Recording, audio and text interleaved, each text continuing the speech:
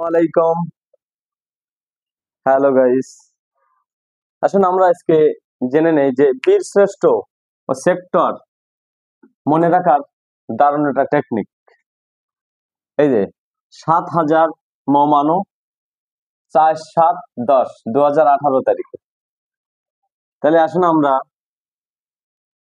৭,০০০ হাতে আসি। হাকারে হা, হামিদুর রহমান।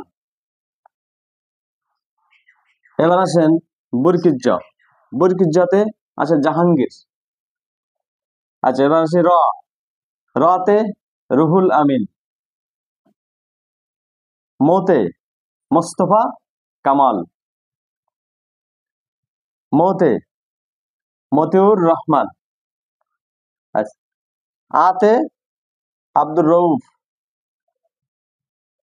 দন্তান্নতে নূর মোহাম্মদ।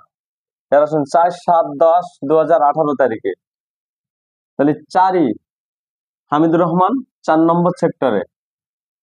৭ বুরকিজ্জাতে জাহাঙ্গীর ৭ নম্বর সেক্টরে।